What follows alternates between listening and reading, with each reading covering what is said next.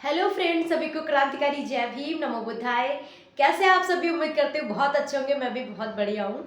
दोस्तों, सुबह के 7 बज चुके हैं और मैं उठ चुकी हूँ। उठ तो पहले चुकी थी क्योंकि इधर उठती उधर लेट जाती, उधर उठती उधर लेट जाती। यही सब चलता रहता है क्योंकि मतलब इतनी ज़्यादा गर्मी पड़ती, रात को नींद ही नहीं आती है। और रूम के अंदर बड़ा हीट करता है रूम, क्योंकि एसी वगैरह तो है नहीं यहाँ पे। यहाँ पे क्या, मेरे घर पे भी एसी नहीं लगा है।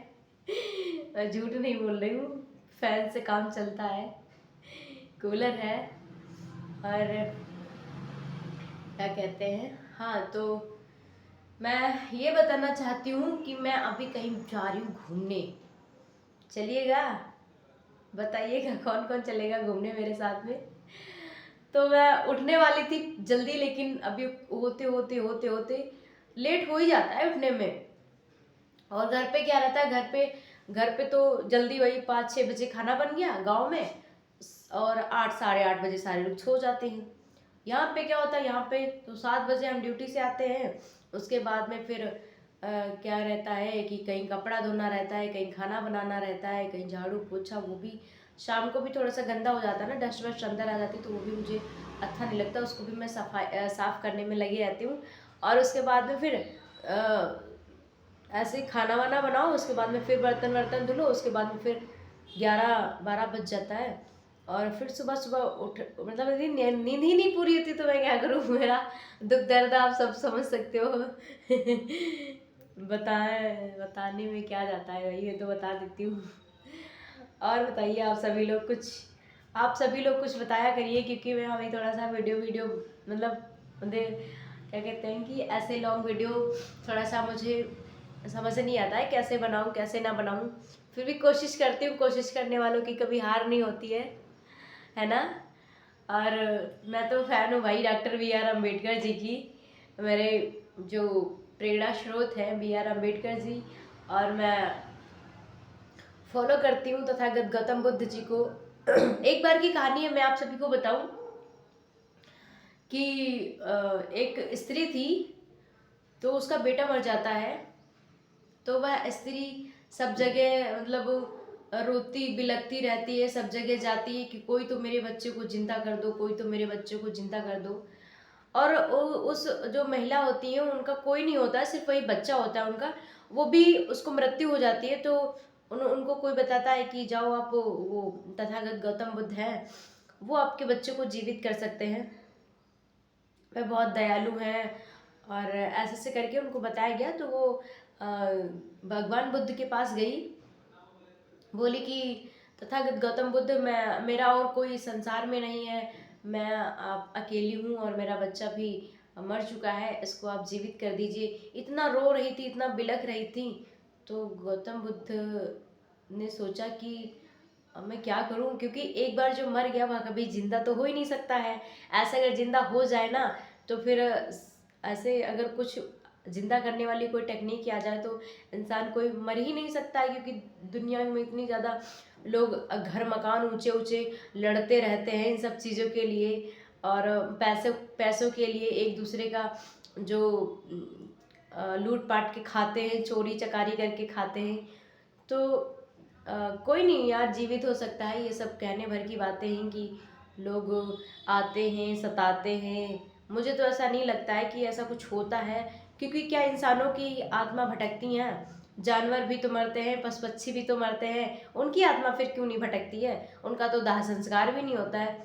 तो वो महिला आई और गौतम बुद्ध से कहा कि मेरा बच्चा जीवित कर दीजिए। तो गौतम बुद्ध जी ने सोचा कि मैं कैसे इनको जवाब दूं। तो उन्होंने कहा कि जाइए आप ऐसे घर से सरसों का दाना ले आइए जिस घर में कहीं कभी मृत्यु ना हुई हो।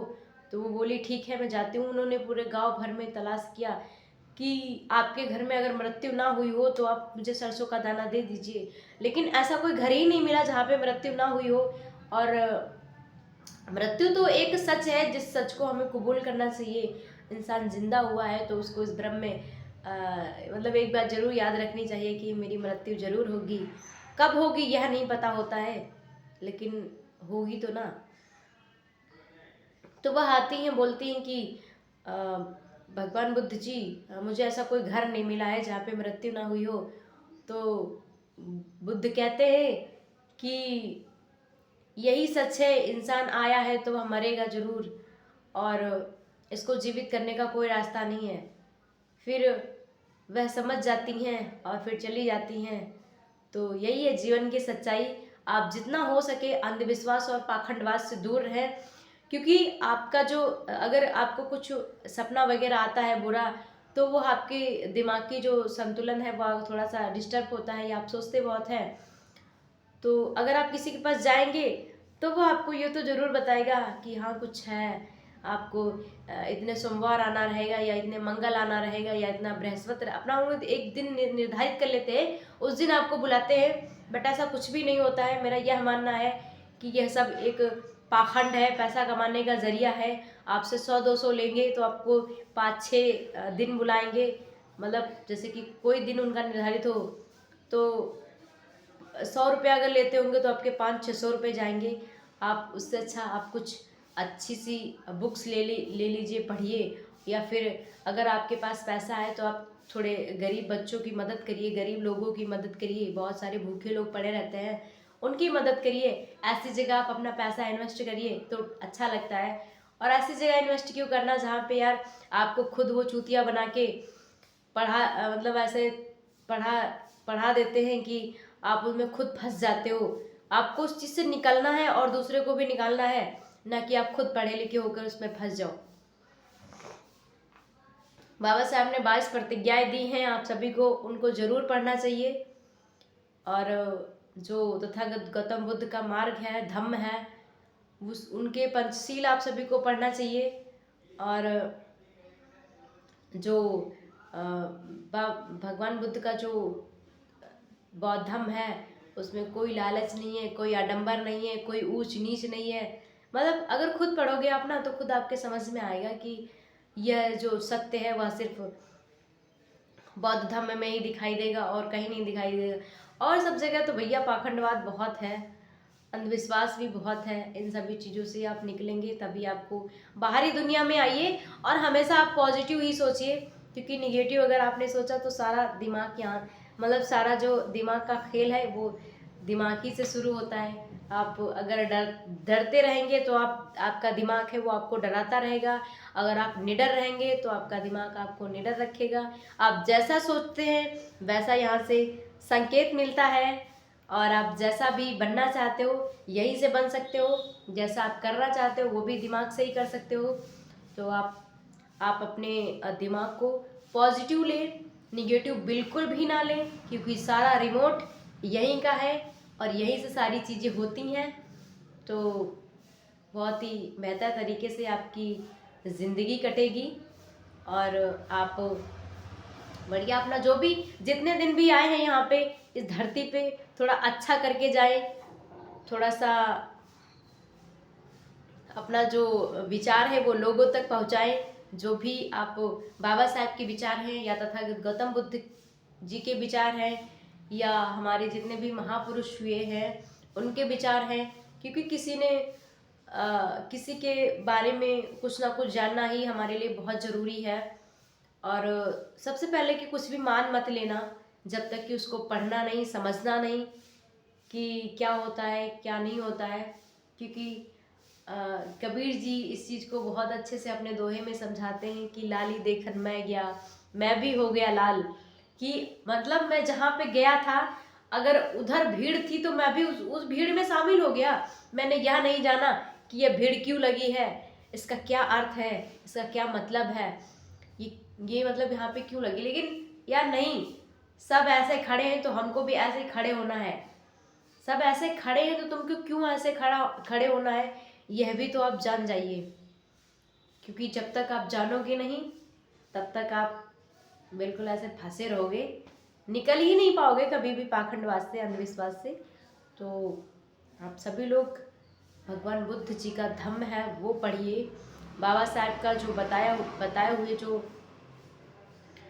जो भी उन्होंने जिस मार्ग पे चलने के लिए कहा है कि शिक्षा वह शेरनी का दूध है, जो पिएगा वो दहाड़ेगा। बाबा साहब ने तो सबसे पहले शिक्षा पे बहुत ज़्यादा जोर दिया है। सभी लोग आप खुद शिक्षित होइए, अपने बच्चों को शिक्षित करिए, ज़्यादा से ज़्यादा क्योंकि बाबा साहब ऐसे नहीं लड़े, बिल्कुल भी मारपीट नहीं करी, गाली गलौज नहीं किया। उन्होंने कलम की ताकत से लड़ाई लड़ी और आज हमारे देश में बाबा साहब का संविधान है, जिससे हम सभी को सारे हक और अधिकार मिल रहे हैं। और हमें बोलने का अधिकार, हमें जितने भी अधिकार हैं, पढ़ाई लिखाई करने के अधिकार और ऊंचे घर बंगले बनाने का अधिकार, और भी तमाम जो हमारे समाज में जितनी सारी समाज की महिलाएं आती हैं, सभी के लिए बाबा साहब ने बहुत कुछ किया है।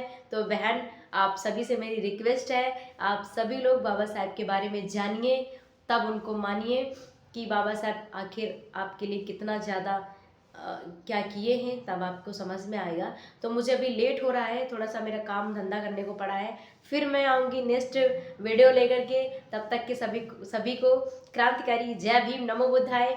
और मेरा वीडियो बनाने का जो मकसद है वह सभी को जगाना रहता है। जो सो रहा है मेरा समाज गहरी नींद में, अभी भी कुछ परसेंट लोग जाग चुके हैं, लेकिन अभी भी कुछ परसेंट लोग एकदम आराम से सोते रहते हैं, उनसे कोई मतलब नहीं। यार, जो हो रहा है वो देखा जाएगा, लेकिन ऐसा नहीं है। जो हो रहा है उसको आप देखिए कि ये सही हो रहा है कि गलत हो रहा है। अगर सही हो रहा है तो ठीक है, गलत हो रहा है तो आप उसको वहीं पर रोकिए, वरना नहीं रोका ना तो फिर हदें पार कर देंगे कुछ लोग। तो मैं मिलता हूँ नेक्स्ट वीडियो में। और मेरा किसी धर्म और जाति से मुझे कोई लेना देना नहीं है। मैं किसी को नहीं बोलती हूँ, मेरे लिए सभी समान है। मेरा अगर मानना है, अगर मेरा कुछ कहना है, तो मैं अंधविश्वास और पाखंडवाद मुझे बिल्कुल भी पसंद नहीं है। इस चीज़ के बारे में मैं बोलती रहूँगी और हमेशा बात करूँगी। जय भीम, नमो बुद्धाय।